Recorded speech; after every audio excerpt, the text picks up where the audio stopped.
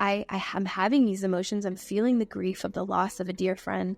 I'm feeling the grief of the loss of this partner that I'm just separated from. I'm feeling the anger, the rage in my heart for what's happening on the planet right now. But I'm not getting lost in it. I'm not giving all of myself to it. I'm going to feel it fully. And I'm also going to continue to work with water, work with earth, work with the elements to clean and reset my field and to come back into center. And so for me, it's a dance, right? Between like feeling everything fully and also coming back home and observing.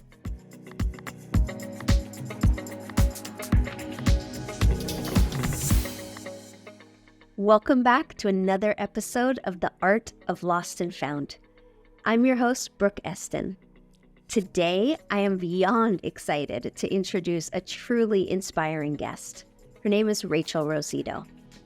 Rachel is a coach, guide, and facilitator who has dedicated her life to supporting women in deepening, awakening, and empowering their feminine spirit using ancient wisdom, daily sacred rituals, and embodiment practices, many of which have been informed by her experience as a birth doula and as an integrative health coach. Her approach is deeply transformative and rooted in a profound understanding of the sacred feminine energy.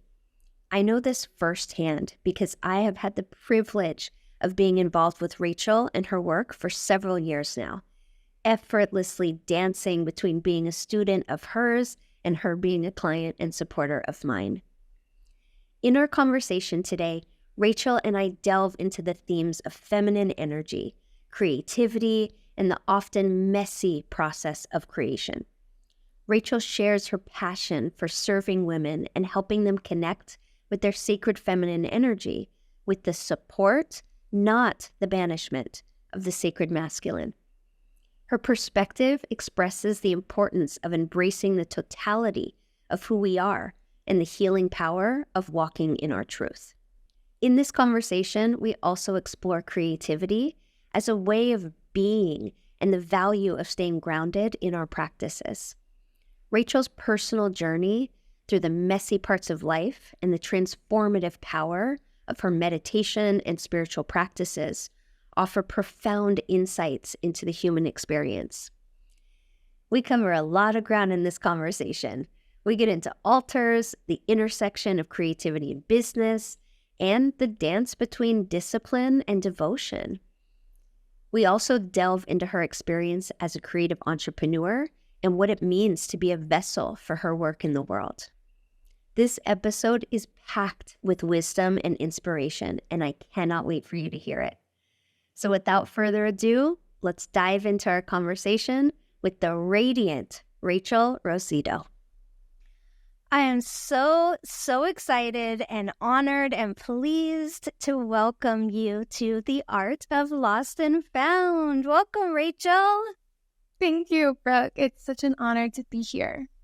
So I wanted to start off the conversation with just a very high-level overview of for people who are not familiar with your work and the way that you're showing up in the world now. Can you give us a little brief synopsis of what you do and in particular why you do it? Yeah, so I'm passionate about serving women. I love watching women awaken in their power, in their grace, in their strength. I believe that the world will be more healthy if more women feel nourished and feel connected to themselves and to other women. I support women in connecting with the sacred feminine within. And so that looks like tending to layers of the heart, living with an open heart, taking care of their bodies, developing a daily spiritual practice, connecting with their sensuality, with their sacred sexuality. I believe that women, when they're in their wholeness, when they accept and embrace the totality of who they are, in the beauty, in the ugly, in the challenge, in the exalted, that there's truth in that. And that when we walk as women in our truth, whatever that is, that it's healing, that it's an important energy to bring forward as we have families, as we birth businesses, as we share our voices. And that looks so different for every woman. You know, when I think of the sacred feminine, it's not one cookie cutter shape and texture and essence that is being expressed. I think that there's so beautiful the range of the feminine that we get to tap into, all the different archetypes, the different phases of life, the different cycles and seasons that we move through. So I have this platform, Tumble of the Rose, where I offer seasonal courses and mentorship and retreats. And it's really an invitation for women to really cultivate that inner temple, to really connect with their own sacredness and have deeper self-love and rituals for self-care and a reverence and appreciation for being a woman. Because so many women, I remember growing up being like, I don't want to be a woman. I don't want to get my moon. Like, I don't want to be girly, you know? And I'm like, that's not what it is to be a woman, you know? Being a woman is so beautiful. What a gift, you know, what an honor it is to be a woman. And so it's helping women to really reconnect with the beauty of that, and also to develop a healthy relationship to their masculine. Because, you know, while I love and revere the feminine, I also love and revere the masculine, you know, within and without. And so it's not like women power above men. For me, I'm like, yes, thank God for men. Thank God for the masculine. As the feminine, we need that. How do we worship and celebrate and nurture those parts within us, and also develop healthy relationships with the men in our lives? So a lot of the work is really about healing the inner feminine, healing the inner masculine, and learning what does it mean to be integrated, whole, healthy human, walking in the world with an open heart. Yeah, thank you for clarifying that piece in particular, because I think there's a lot of wounding that all of us have experienced around that dynamic, the masculine and feminine. When I met you for the first time, or when I listened to that podcast for the first time, I was coming out of a really wounding experience of my own related to a man, a power dynamic, a sexual dynamic. It was before Me Too movement, but then the Me Too movement happened when I was still in my feels around that. So I had this angry, righteous way of reclaiming my power that was very anti-masculine. Like, I remember saying multiple times, dudes are just so much more trouble than they're worth. Like, I would rather not engage. And that came from a wounded, scared, hurt place inside me. And so much of your teachings have helped me, one, to better understand that experience and to have compassion and love for where I was, but also understand that that doesn't serve me and that doesn't ultimately lead to my healing.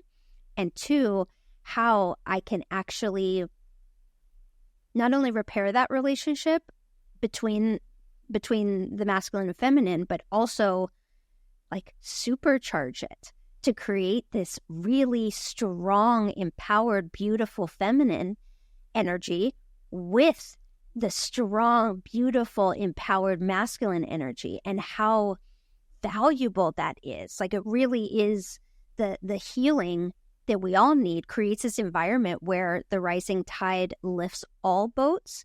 And I didn't understand that. And I certainly didn't experience that or embody that until I became deeper involved in your work. Although I originally reached out to you looking for one-to-one support, I ended up joining one of your programs. I think it was called Evoke, one that happened many years ago. And I've joined several programs since then, because although I was initially drawn to you and your energy, that's what brought me. But the thing that kept me was your ability to attract such a variety of different women and to hold such a strong, beautiful, safe container, but doing it in a way that is so soft and feminine and loving and present.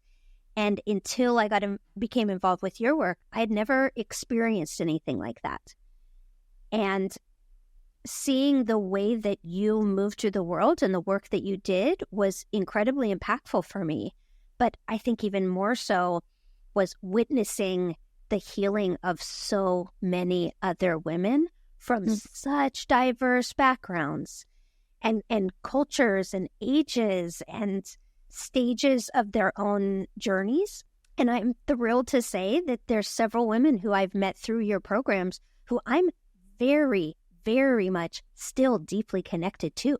Like we'll send voice messages back and forth. We're cheering each other on. We live in different countries and different places, but what you're able to weave together through the uniqueness of your work and your approach to this work is transformational and so needed, because I share the belief that you just stated about how the healing of women makes the world a safer, better, more loving, more like possible place. And I'm evidence of that in my own experience because of the work that I've been able to do with you. That warms my heart and it brings tears to my eyes because, as you're talking, I'm having these flashes, these memories of moments in our circle of women, like just like healing and sharing their most vulnerable selves and, expressing their dance or their song or their dream and, feeling us all holding each other in that. And, that's the power of sisterhood. And I think as so many of us women are healing our relationship to the feminine, we're also healing the relationship to other women, because for so many years, women were kind of pinned against each other. And there was these deep wounds around competition and comparison and not feeling safe with other women. And so when we get to actually come together in sisterhood and lay our shields down and show up with that witness and that love and that non-judgment and compassion and seeing a woman in her highest and wanting the best for her, it's like, I'm not doing anything. It's just the nature, the medicine of this space that just naturally allows us to heal ourselves. And for me, that's the highest form of healing is not like someone healing someone else, but really the conditions that allow for us to heal ourselves, because we are that powerful. And as women, we have that capacity when we're given permission. And when I think about that balance between feminine and masculine, it's like, I like to think about, the form of like the vessel or the chalice, which is like the masculine is the chalice, the actual form that holds, and it's the waters that are the feminine, that is the medicine and the potion and the tonic and the elixir that we all get to drink from, but sometimes what happens is the ratios are a little bit off, where it's like, if there's too much masculine energy, there isn't enough spaciousness for the feminine to do what the feminine does, which is magic, right? It's like its essence is beauty. It's that which is beyond what we can even name, and so I'm always learning as a, facilitator and a space holder, like, how do I create enough containment that people feel safe and also leave enough spaciousness for the magic of the people there to weave their own medicine and to really emerge, to see what emerges in each moment and allow the constellation of women, like you said, from different walks and backgrounds and, cultures and storylines and all of that to be the tapestry that we're all weaving together, and then also get to be like, held by and wrapped in, and that's the the sweetness that lives beyond us, beyond form, beyond what we could ever imagine. I think one of the most important lessons that you taught me, and you taught me this with the support of the community, it was like you were the the access point, and then it opened up into the larger circle. But it was around the value of being grounded. I always felt this extreme need for extreme freedom. I don't know where that comes from. We all want freedom, but I just had this like intense, fiery, rebel kind of energy of, I want to be free just to be free. And in one of the discussions at a retreat that I participated in that you had in Italy, I asked in one of the circles about what's the value of being grounded. Wouldn't you want to fly? Like if you're grounded and there's a shitstorm that comes through, like you got to weather that shitstorm. Like, wouldn't it be better to fly away? When we think of grounding, it's like, oh, grounding. It sounds a little boring, right? You're like, I don't want to ground. I want to fly. I'm in trouble. Last time I got grounded, it was awful. Yeah. Exactly, because it was externally imposed. But the vision that I like to hold when thinking about grounding is really a tree, right? It's like the deeper the roots, the higher the branches can grow. And the way we weather the storms is by being rooted, and it's like when we live in a world where we're constantly being pulled out of ourselves, when we're being overly stimulated, where everything is pulling us out, it's like being grounded is taking that moment to lean back, to bring all of your energy in and down. And when you start from that place, then you fly. It's not about not flying. It's like, oh, you want to fly? Well, the first thing we're going to do is we're going to ground. We're going to buckle up. We're going to like dig our roots deep into the earth. And from that place, that's where the strength comes from. And something that you mentioned in the beginning and also relates to creativity when we dive into that is that, as women, right, what we're learning as human beings, not even about being a woman, but if we were to tune into feminine energy, let's say male or female, one of the most beautiful qualities of the feminine is sensitivity, right? Which is how our creativity comes online. Creativity comes from listening. It comes from tuning in. It comes from being able to pay attention to the subtleties of life, the ideas, the visions, the sparkle of the sun on the water, or the nuance of a flower, or an emotion when you're listening to certain music, right? It's all of these unseen, kind of hard to even name feelings from the unseen, from the beyond, from that which we can't, it's not even very tangible, that as creatives, we harness, we bring down and maybe bring it into fruition in some way. But without that sensitivity, it's hard to be an artist. Without that sensitivity, we lose connection to the nuance, to the subtlety of life. And so as women, sometimes because of our life experience, because of being sensitive beings, but not knowing how to actually harness that energy, we numb ourselves and we dull ourselves and we lose that ability. And so, there's like this kind of, I would say numbing is really the word that happens, that we lose connection to that ability to be sensitive. But the secret, the magic, the power is when we're grounded in ourselves, when we're grounded in the earth, when we're present in the moment, then we actually feel safe to be sensitive.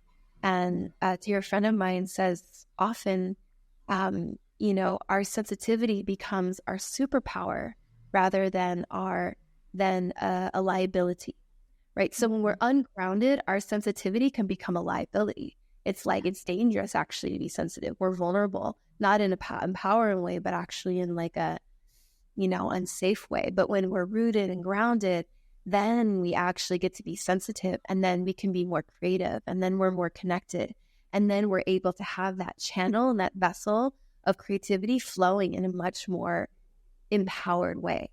So that's when, the seeds of our vision get to actually root in the deep soil of our womb, of our being.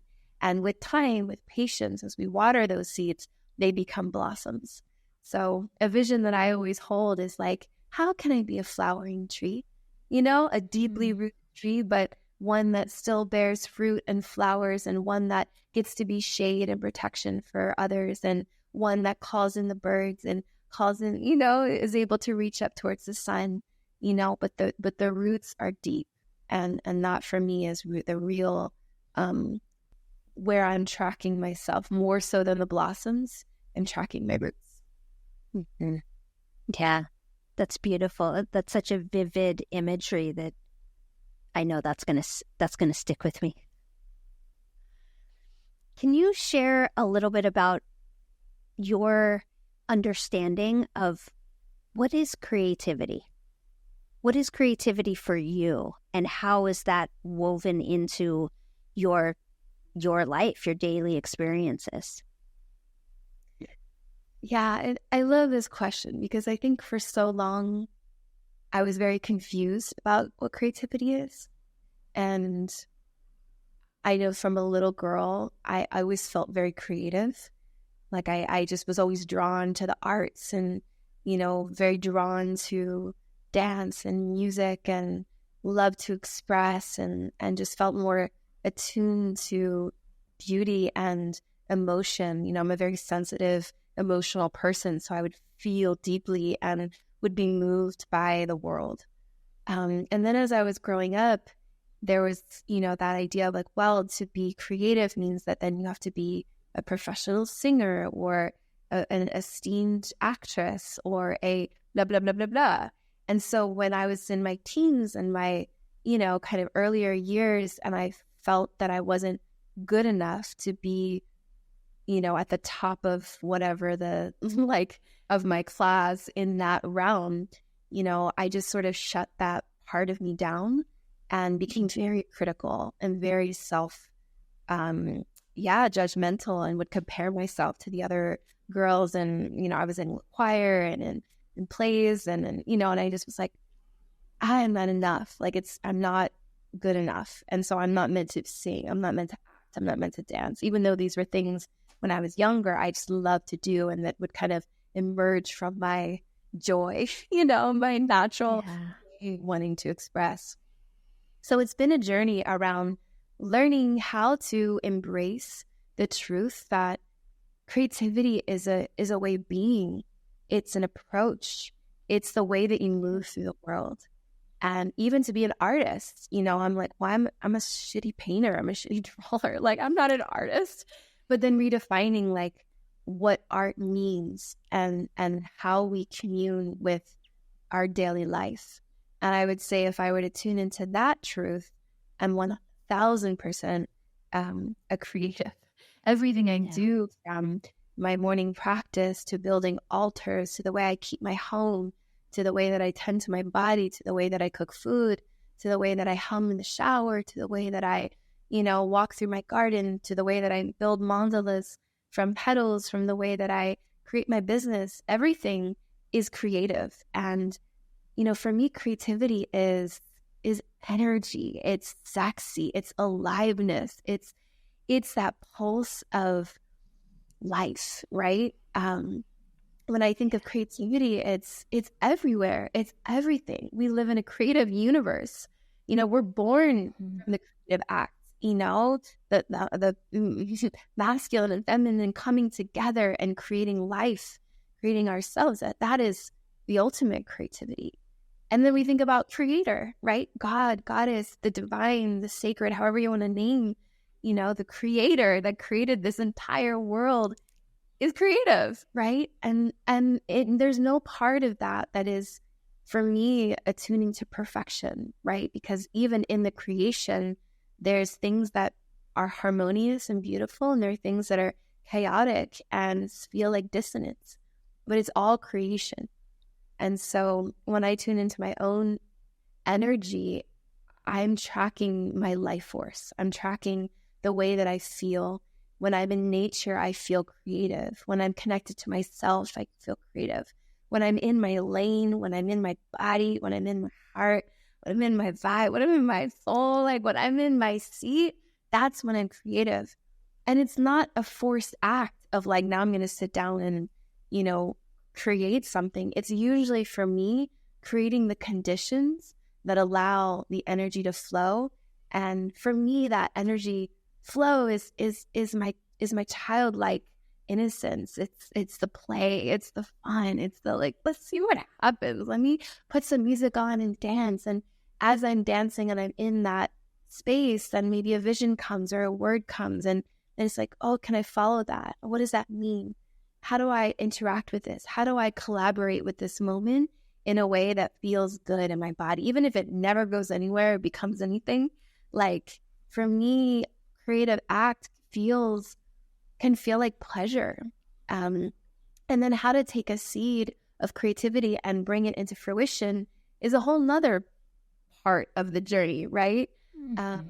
And it's a labor of love. Like I really do feel that energy of the mother and birthing. And that's when it gets messy, and that's when it gets hard. And that's when you're going through like contractions. And that's when you're like, I want to give up. I want to throw in the towel. I want to, like fall to the floor. I want to dissolve and all that. But what I find to be really beautiful, and I think about my business a lot because every course that I've ever run has come from my meditation. It comes from a place of deep listening where I'm like, okay, universe, what do you want? Like I've come to this planet to serve you, to serve love, to serve the feminine, to serve life, to serve creation. So what do you want? I'm here. I'm here to like be a vessel for that. And so in that space of listening, of silence, of tuning in, then a vision will come, a name will come, a feeling will come. And that feeling is so intimate and so profound in the way that it reverberates in my body that it feels special. And it feels like there's no way that I can't honor this. This is a gift that just got passed to me from some place beyond what I could ever imagine. And so there's a responsibility in stewarding that and stewarding it with all my love. And so that's my business. Those are my courses, are these little seeds that come through in moments of quiet that then I become responsible to. They're my children.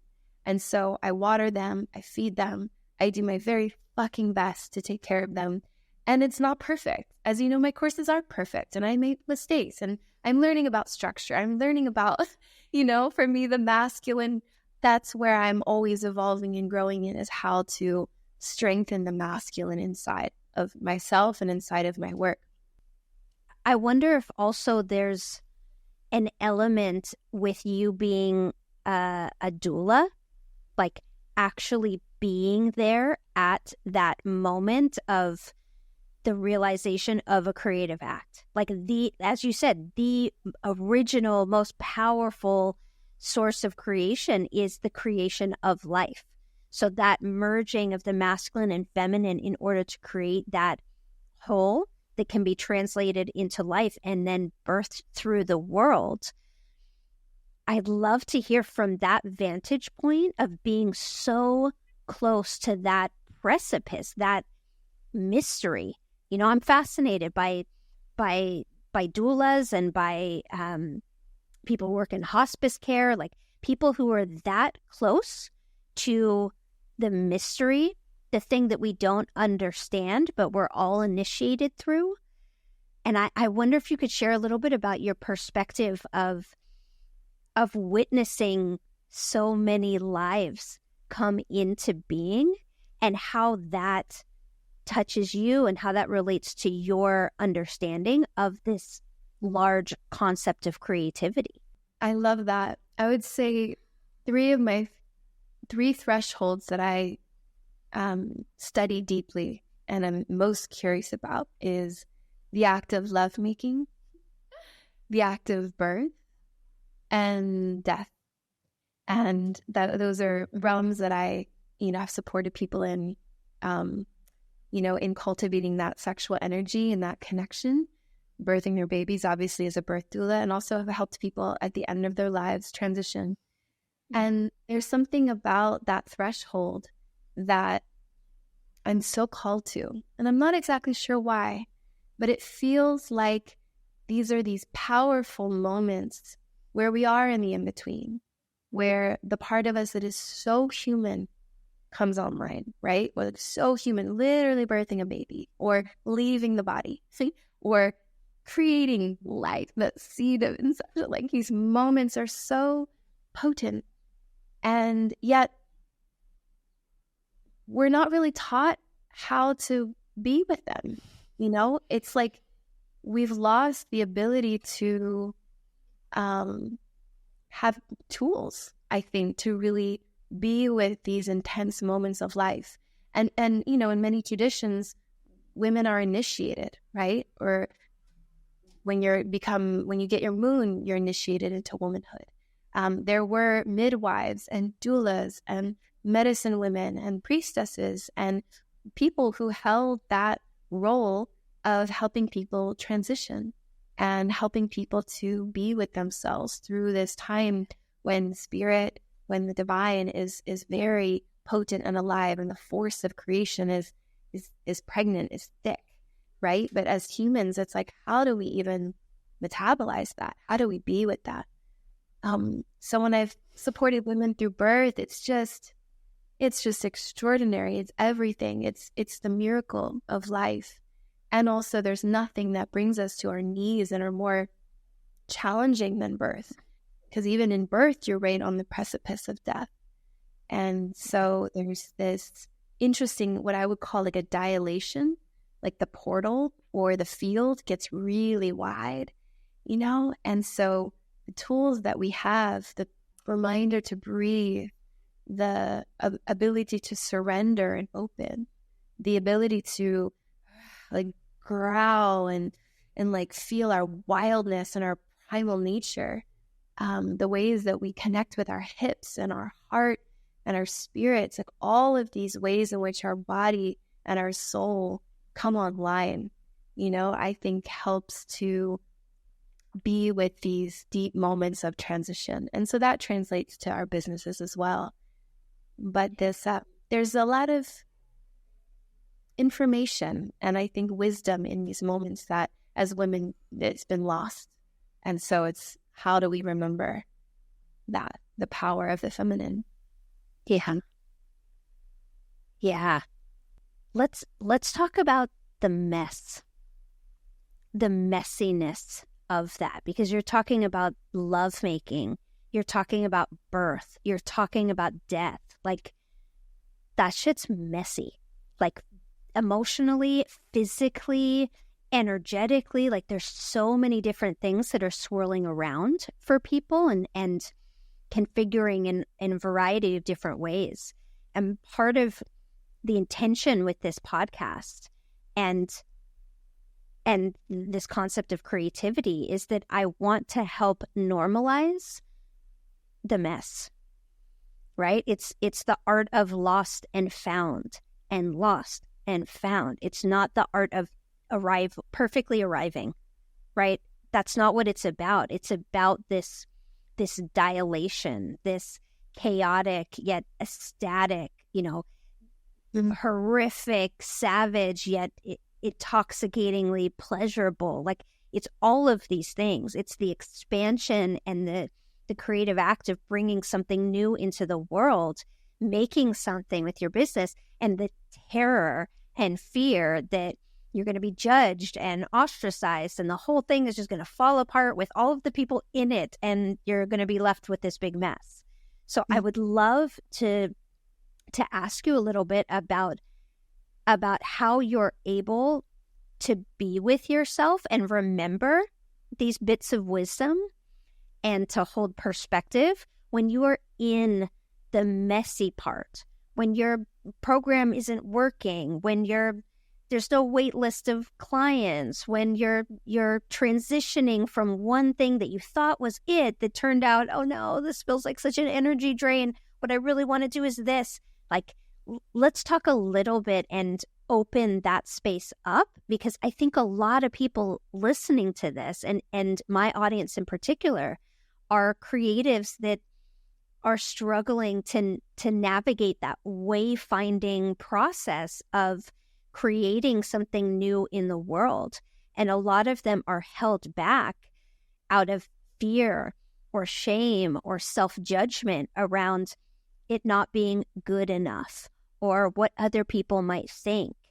And I've witnessed you navigating that process just like everybody else, but you do it with with both the acceptance of the mess, like this is where I'm at right now in this moment of time. It was not where I was before. It's not where I'm going to be in the future, but right now I'm here and I can be with this and meditate on it and dialogue with it and be present in that, while also being able to hold such a clear and committed vision of the future. So can you share a little bit about the messy part? What does that look like? What does that feel like? How do you navigate that? How do you still stay true to that vision when you're in all of the gunky, messy part of the lost part of this process? I love it. Let's talk about the loss.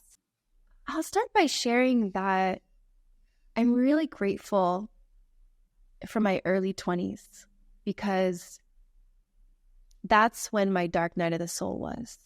And talk about mess. I was a fucking hot mess. I was in the mess. I was on every level just dripping in mess. Emotionally, I was, that's a whole story, but I was in the mess. And I came across a meditation practice that for me really anchored in the orientation of stillness and being with and breathing and really meditation. And not to be cliche, but I, from that, when I was about 20, started a very daily meditation practice, which for my wild, rebellious, fiery, I'm an Aries, fire tiger, just wild woman. I'm a wild woman, in my teens, it was exalted in that wild. For me, the meditation practice brought me home, brought me into the practice of presence and actually being able to observe and not attached to every single emotion, every single thing. Because I was in this phase of life where I was constantly responding. Like I had no tool, no anchor, no center point for the chaos that was happening. So for me, chaos can happen when you have a relationship to being the eye of the storm. So it's like, yeah, it's happening. All right. Yeah, totally. Mess for sure. But without that center channel, that connection for me to God, to spirit, to creator, to nature, without that, to myself, it was like I was constantly being thrown off my center. And I felt like I was constantly in a state of wobble and feeling horizontal more so than vertical. I always felt like a mess on the floor, trying to pick up the pieces, but not really knowing where to put them. And so this meditation practice for me really helped to balance that wild feminine energy and taught me about what sacred masculine energy is. If you think about masculine energy as stillness, spaciousness, presence, and the feminine energy is the dance, it's the weave, it's the movement, right? That's the feminine. So I'm so grateful for that to come in my early 20s because it anchored that ability inside of myself. But, we hear a lot in spirituality, a lot of these more Eastern traditions like Buddhism, Hinduism, it's very much about kind of up and out, right? Sometimes there can be such an emphasis on almost spiritual bypassing. You hear that term a lot of I'm not going to feel these humanly emotions. I'm just going to meditate my way, to everything is good, everything is fine, positive thoughts and all that. So that can be a shadow side of going too far in that direction. And the feminine path of wisdom is actually about being more human. It's descending into the body. It's feeling everything. It's, being in your body. It's being with the mess. It's really embracing this human experience and not trying to not touch it and just sort of hang out on the surface. It's really about getting your hands dirty. It's about that wild, primal, savage, I'm going to dance with life. I'm going to feel everything. I'm going to eat delicious food. I'm going to make love. I'm going to really just experience. I've come here to be human. I haven't come here to watch and observe. I've come here to live, to learn, to have these karmic experiences. So I would say for me, what has been so empowering for me has been having the human experience, come here to live, come here to fully live, and simultaneously to not get too caught up in the living and the emotion and the chaos and the drama, but to sit back and to observe. And from that place, then it becomes more fun, because when shit hits the fan and things get weird and things get crazy and woo, like life starts to be life, right? It's like, how do I dance and how do I also observe and know I'm not this body. I have this body, and this is my spaceship for this time around. I'm having these emotions. I'm feeling the grief of the loss of a dear friend. I'm feeling the grief of the loss of this partner that I'm just separated from. I'm feeling the anger, the rage in my heart for what's happening on the planet right now. But I'm not getting lost in it. I'm not giving all of myself to it. I'm going to feel it fully. And I'm also going to continue to work with water, work with earth, work with the elements to clean and reset my field and to come back into center. And so for me, it's a dance, right? Between like feeling everything fully and also coming back home and observing. You introduced me to the concept of an altar. I had only heard about altars really in churches or other kind of more formalized religious contexts. And the more that I've followed your work, the more I've seen just how dynamic these altars are. Can you explain a little bit about what is an altar and how do you work with it in the way that supports your creativity, supports your connection to source, and supports you being able to weather the storm and to move through the mess so that you can actually show up and deliver your gifts in ways that other people can receive them? And I know that your meditation and your work with altars is an important part of that translation for you. So can you share a little bit about what is an altar and how do you work with it in order to help that process of alchemizing your ideas into something tangible that other people can connect to? What comes to mind at first is this relationship with discipline and devotion. And so for me, the altar is this representation of the heart, of the center, of, the essence of who you are and what is important to you and how you want to direct your energy. So I think altars are just beautiful. They can be really whatever you want them to be. I love having an altar in my room. I usually travel with an altar, but I think about it like you put on your altar what you value, what's important to you. So that could be a deity. It could be photos of people you love. It could be symbols that are meaningful to you. It could be the elements. It could be found objects in nature. Whatever it is that you're wanting to focus and direct your energy towards, you're pouring onto your altar. And it's an act of beauty. It's like putting flowers in colors that you like, things that are meaningful to you. So it becomes this potent place that holds the contents of your heart. And what happens is it also reminds us every day to sit at our altar and to absorb that energy back into us. So it's almost like you're creating a form, you're creating this altar, an expression of the unseen within you. And then when you sit in front of it, you're reabsorbing it back into your body. It kind of has this prism-like effect. I really like to, build altars on new moons, on full moons. I always build an altar for any course that I run. Of course, I dissolve the altar at the end. You can make an altar to love. You can make an altar to your year or your season or to your higher self, to anything that you want to pour your energy into. The altar, it's kind of like, you could say, like a vision board on some level. It's kind of what you're pointing your towards and what you want to be reminded of and so that you become more of that. So as it relates to discipline and devotion, for me, the altar is this opportunity to be reminded of what I'm devoted to.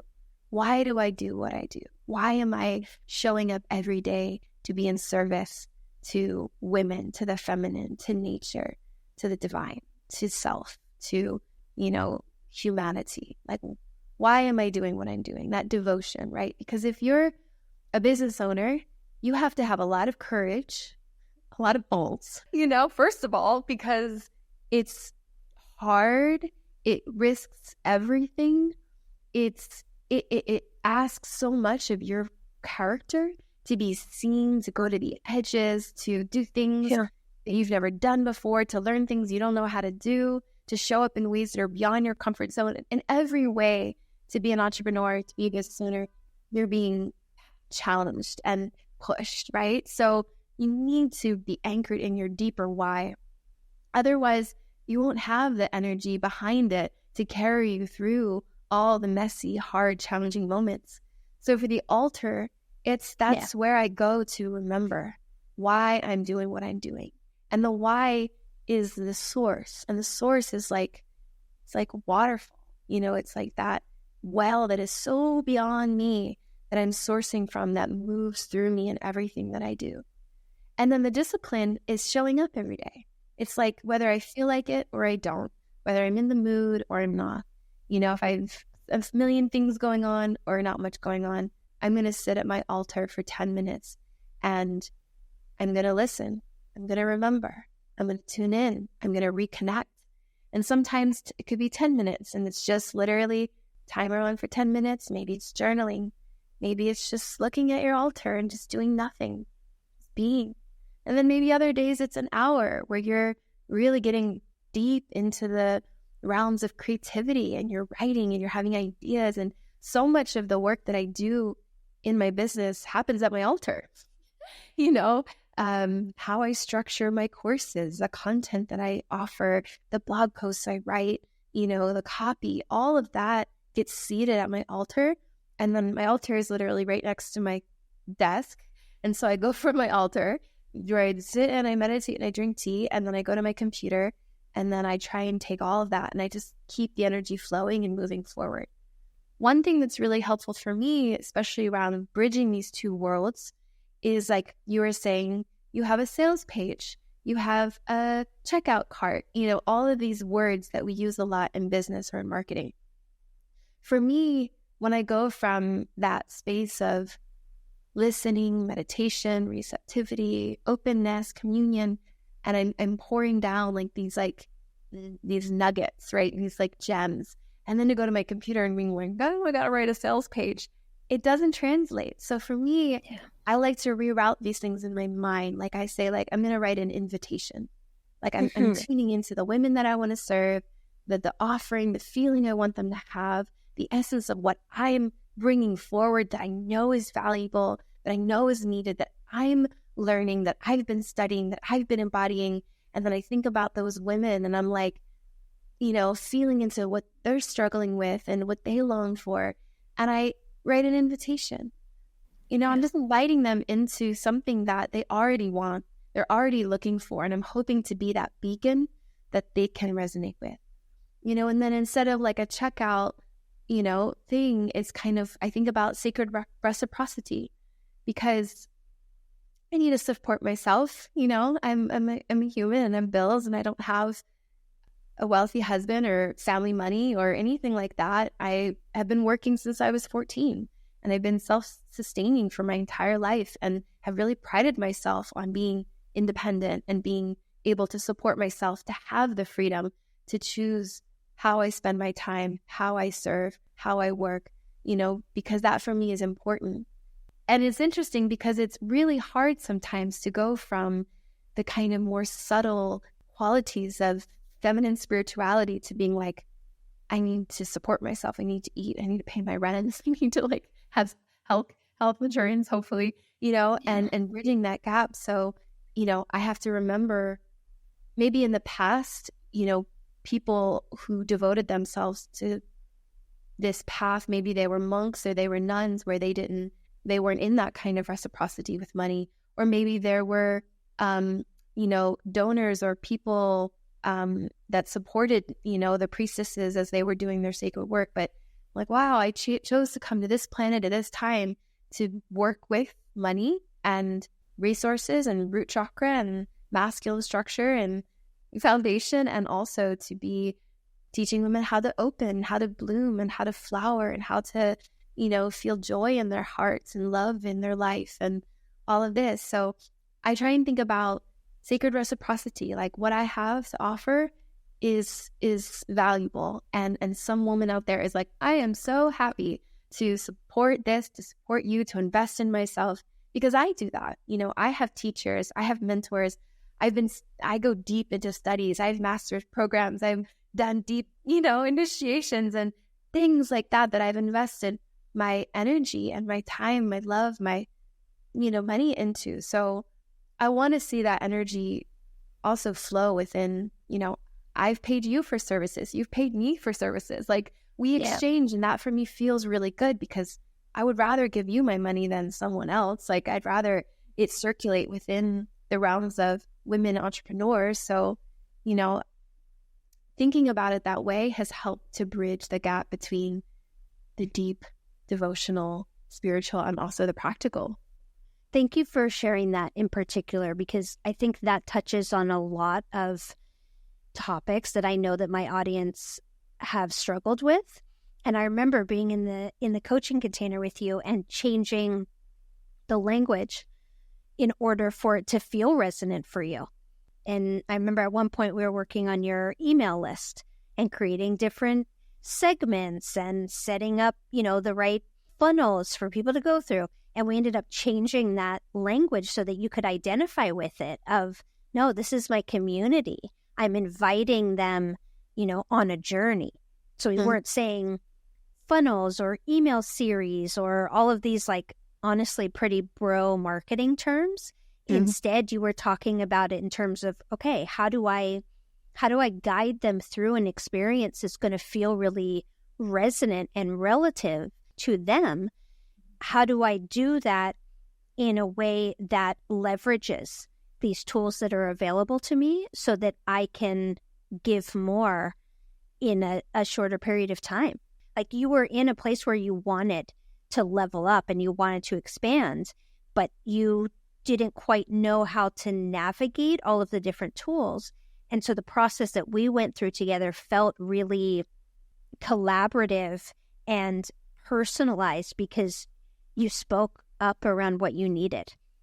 I think you even said, like, that feels icky to me, or that feels gross to me. What the way that I see this is this. It's not an online membership. It's a temple space.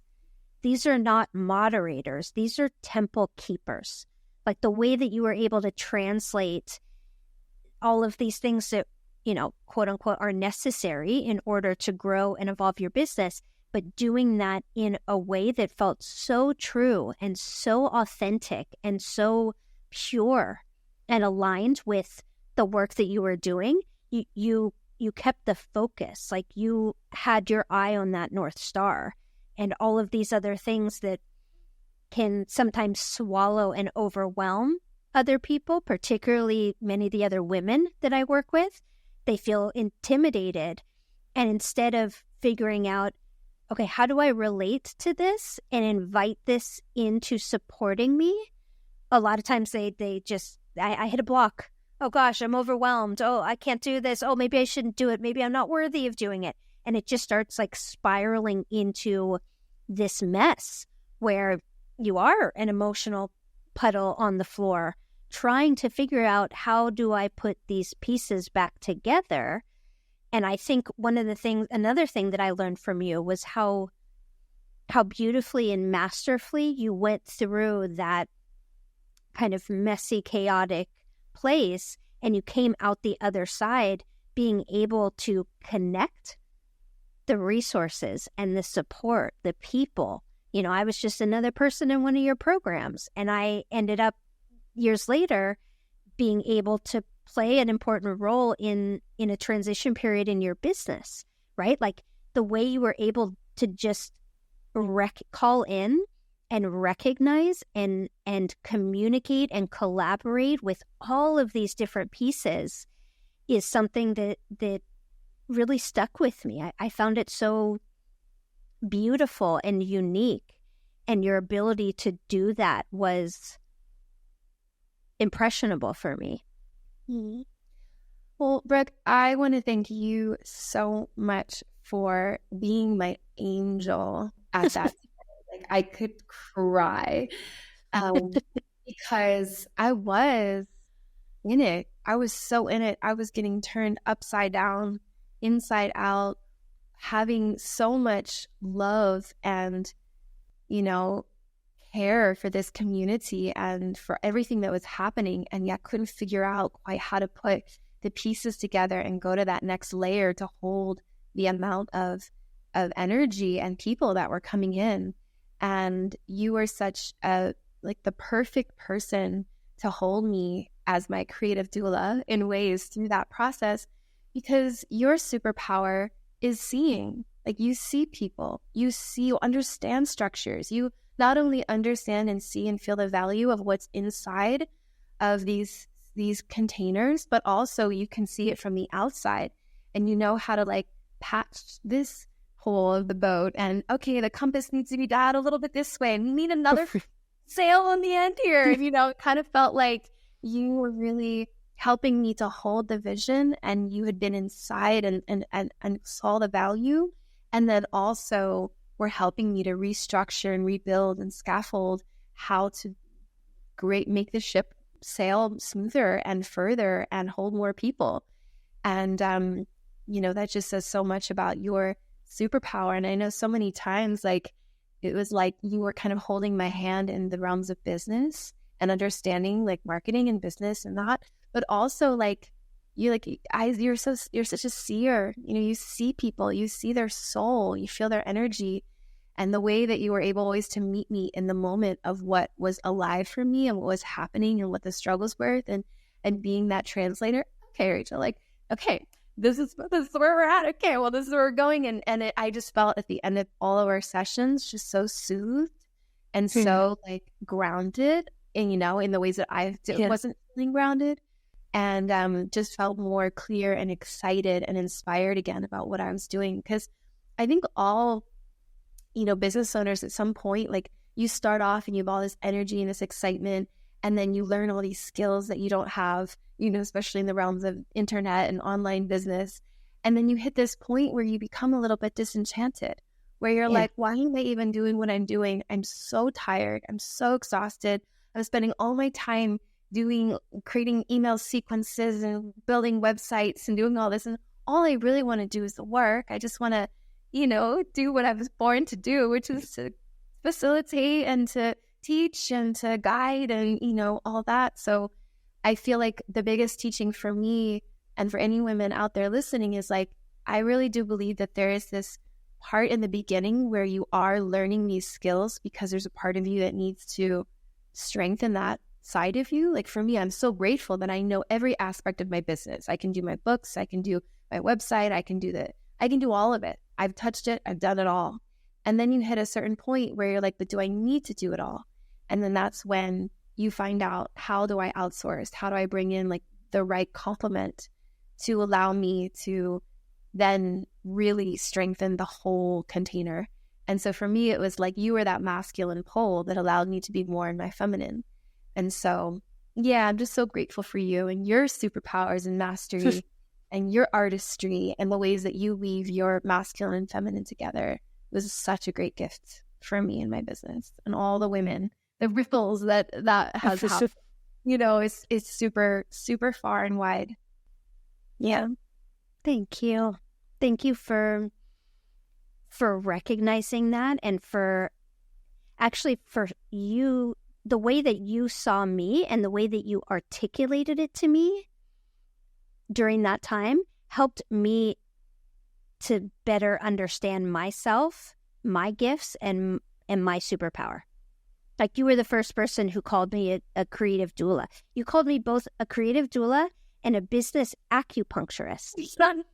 And when you said that, I was just like, oh, that, yeah, like I see myself in that, but I think I was calling myself like a strategic designer or, systems creator, like something very dry and boring and like great on LinkedIn, but didn't really capture that essence. And the way that you shared your experience with me during that time, like that's the power of the exchange. And I feel like also that's part of the power of the feminine, to be able to see each other and recognize each other and see ourselves in each other, right? You're calling me a seer, but I'm sharing this really powerful moment where you saw me from an angle and a perspective and with words that I couldn't see myself. But when you said it, I recognized it.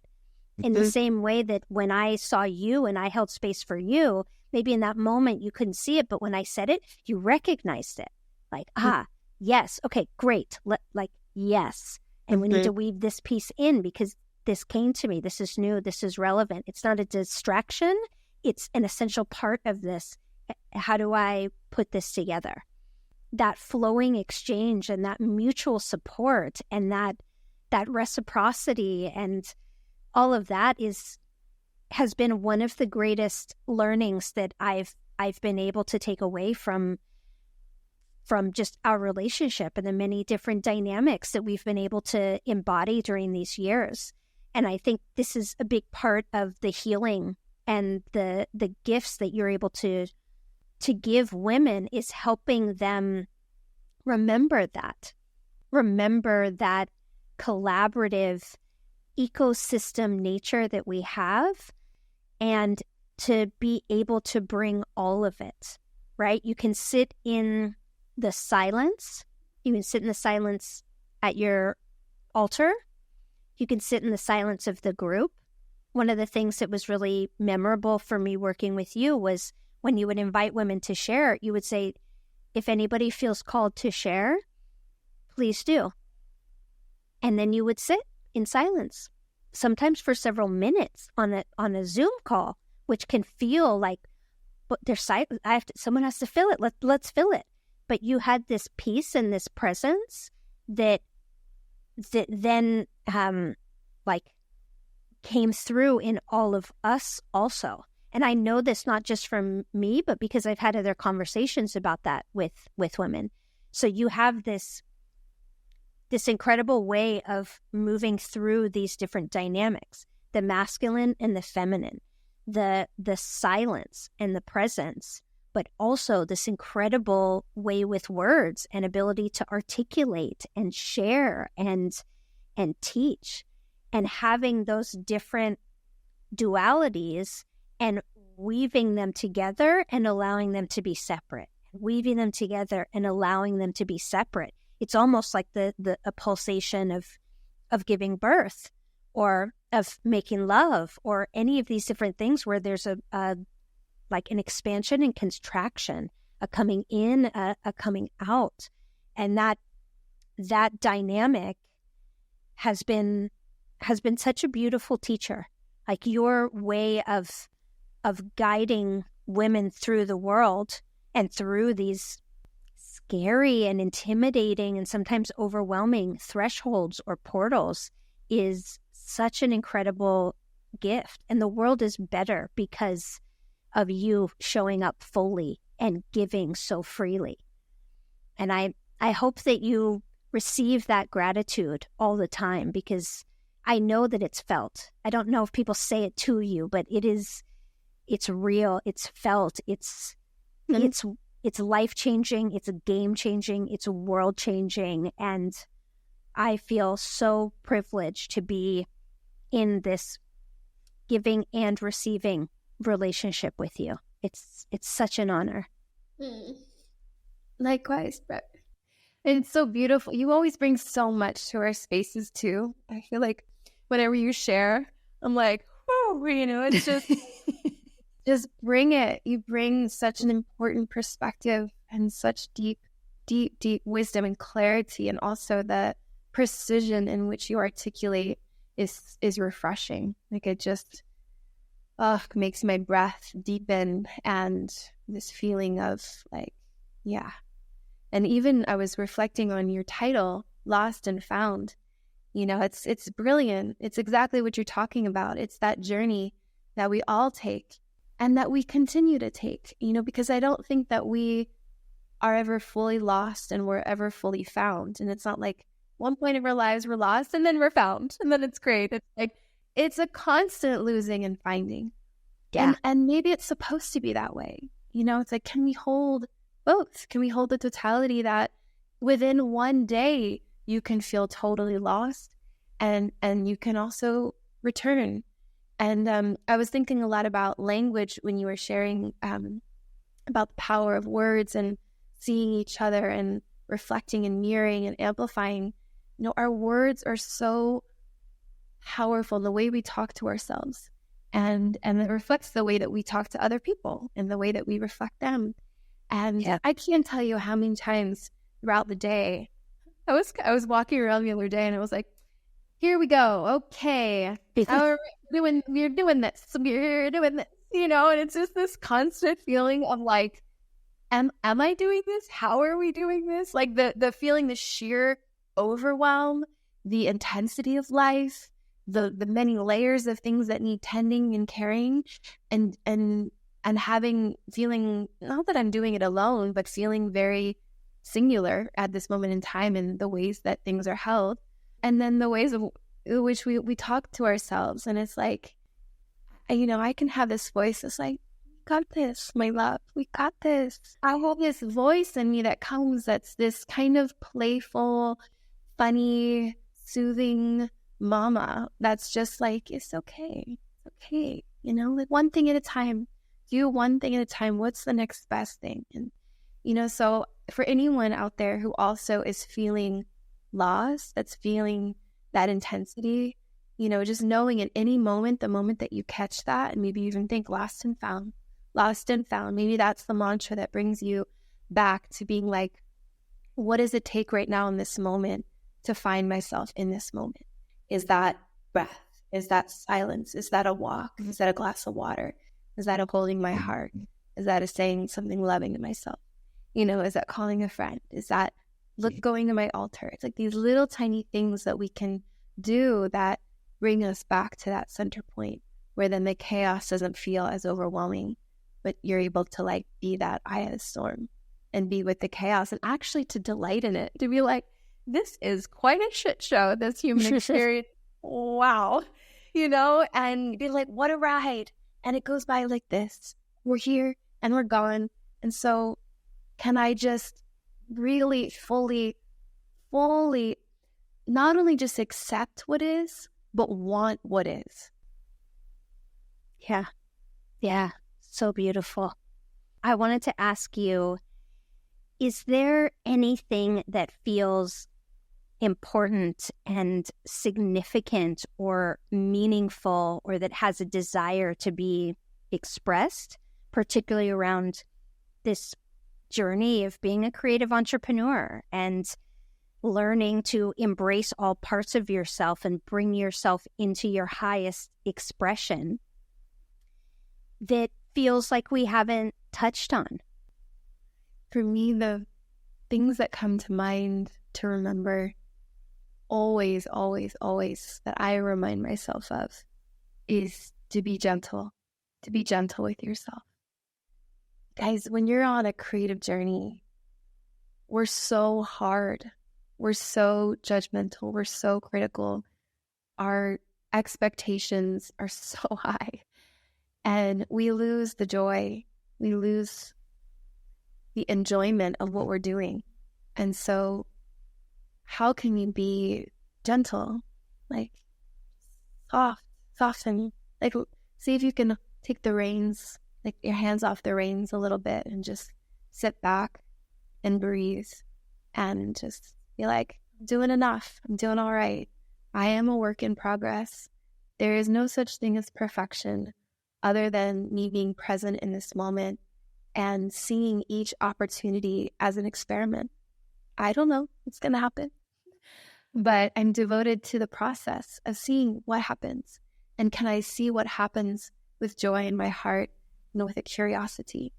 And I think as we get older, we can get more serious. And especially when we become business owners, we can become rigid and tight and really focused and serious, which is important, actually. It's important to be serious and to take things, with a lot of care and responsibility. But how can we not lose sight of that innocence, that childlike joy? And so just tuning in, like, am I becoming too rigid? Do I need to soften and kind of loosen up a little bit? Or am I too loose and too flowy with things? And actually, I would benefit from a little bit more direction and a little bit more stepping into that queen, that archetype of like really holding responsibility for something that is greater than me. So that's one consideration. The other thing I'll never forget, when I was living in New York, I was working at this startup, and it was this walk up in Soho, and there was a brick wall. And on the brick wall, there was a quote that said, "Become a more perfect instrument for the divine." And that stuck with me because it just reminds me that everything that we're here to do and create isn't coming from us. It's moving through us. And we are merely the filter, right? And so the more that we connect with that which is greater than us, and the more that we tune our instruments, you can think of like a violin, right? We tune our instruments, and we show up and we take care of our instrument, we take care of our body, we take care of our vessel, we show up, and then we let it to flow, whatever's meant to flow through, whether you're a singer, an artist, or a writer, or creator, anything, it's coming through you. And so when you take the pressure off of it coming from you, and you just really widen the scope, widen the river, then I feel like there's less pressure for it to be something perfect, So I think we're all here to be vessels for love, and we're here to make offerings of joy back to the creator. Like, I can't think of, there's nothing you can give our creator, right? Like there's nothing that you could give that would ever be worthy of the gift of life other than our joy. Yeah. Like giving just our celebration, our joy, our gratitude. So create with joy. Don't be hard on yourselves, and continue to tune your vessel and trust whatever's coming through is exactly what needs to, and it's beyond you. Yes, such good medicine.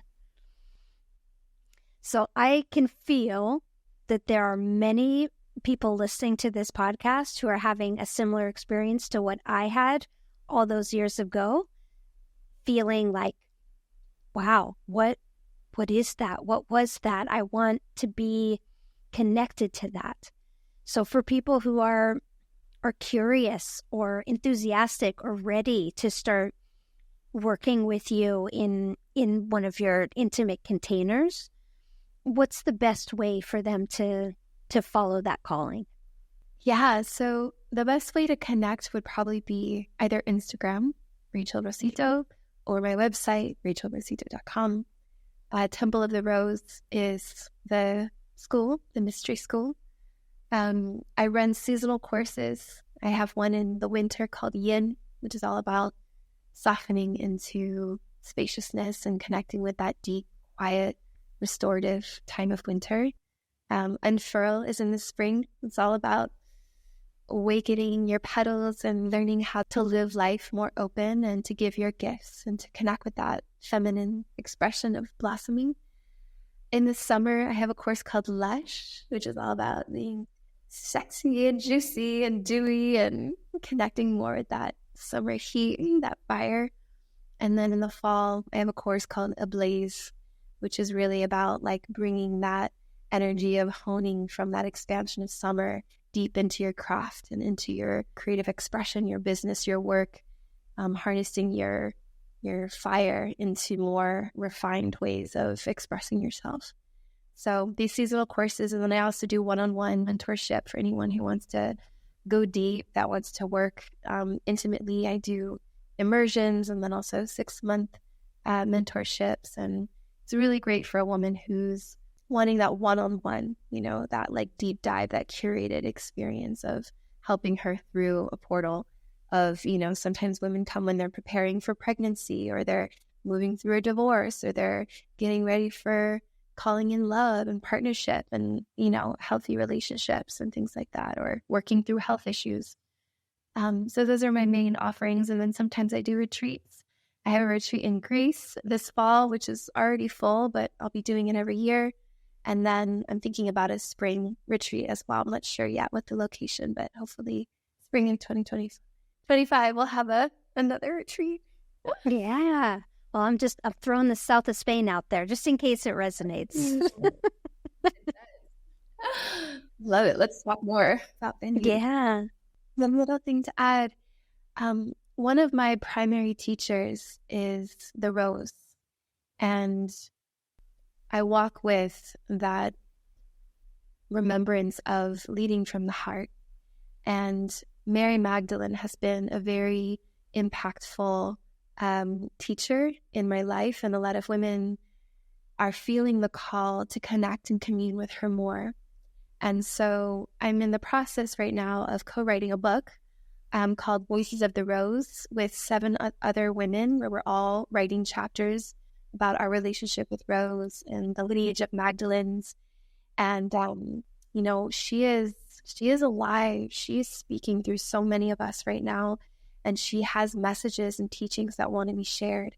And so if you feel called to learn more about her, to develop your own relationship with the medicine of the rose and the Magdalene, keep your ears out, because towards the end of this year, this book will be shared, Voices of the Rose, with these other women. And also, I offer a course called The Chalice, and it's a deeper dive into these mystery teachings and how to commune more deeply with, the essence of the Magdalene and her teachings of divine union and of leading with love. Beautiful. Thank you so much for making the time and space, both in your schedule, but also in your energy, and for being able to show up so fully and with so much love. It resonates so much, and I feel such privilege to be able to invite you into this space and to create an opportunity to have this conversation around creativity and stepping into the fullness of who you are, and being able to translate that into a creative business that is both fulfilling in a emotional and spiritual way, but also, we are living in a capitalist society in this point in time, and it's necessary to be able to take care of ourselves. And the blending of that is tricky. And so I really appreciate you offering so much wisdom in this conversation. Thank you for being here, Rachel. Thank you, Brooke, for this platform and all that you share with the world. Like, you are that embodiment of creativity and business and artistry and healing energy and feminine power. I see that in you, and you bring that forward in everything that you do. So thank you for being that beacon and being part of our community. It's just so nice to always share time and space with you. I learn and receive so much from you as well. Thank you so much for listening to today's episode of the Art of Lost and Found podcast. I hope that you are feeling inspired and empowered to go forth and explore your curiosity and creativity. As always, you can head over to www.brookeeston.com/podcast. Thank you so much, and looking forward to seeing you in the next episode.